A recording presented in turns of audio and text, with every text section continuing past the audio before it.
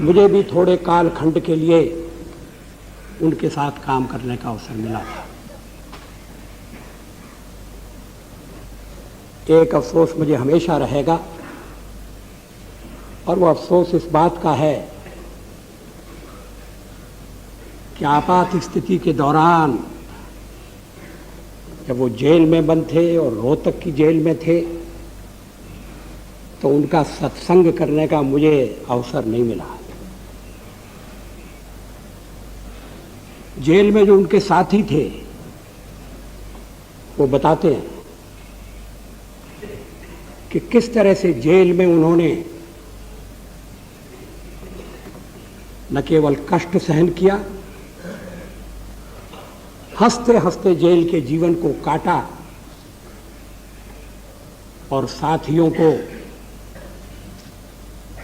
हमजोली के रूप में उस घड़ी को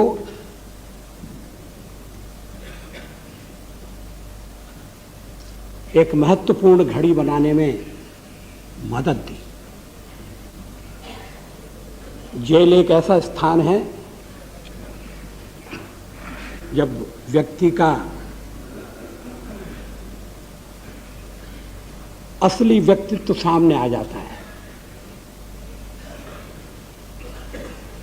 उसके व्यक्तित्व की परत दर परत खुल जाती है। बिजू के साथ पीलू मोदी भी थे, दोनों समृद्ध घरों से आने वाले थे, अच्छे जीवन के आदी थे, लेकिन एक बार जेल में पहुंच गए तो कोई शिकवा नहीं, कोई शिकायत नहीं। स्वतंत्रता के संग्राम में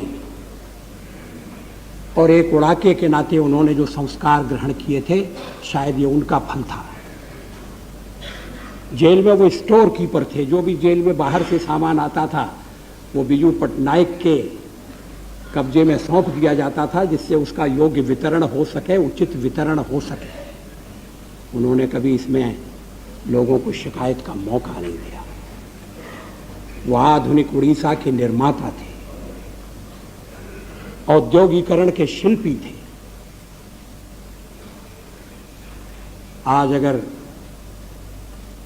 उद्योग के क्षेत्र में उड़ीसा ने जो प्रगति की है वो बिजू बाबू की दूरदर्शिता का और उनके प्रयत्नों का परिणाम है।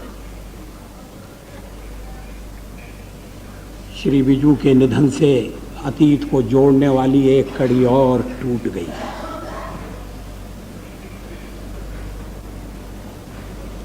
अगर मैं कहूं कि एक युग की समाप्ति हो गई है तो अतिशयोक्ति नहीं होगी। मैं आपने और प्रधानमंत्री जी ने जो शोक संवेदना व्यक्त की है उसमें अपना स्वर मिलाता हूं।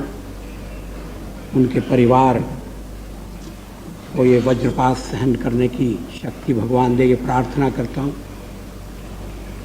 उन्होंने कभी अपने परिवार को राजनीति में आगे बढ़ाने का प्रयास नहीं किया,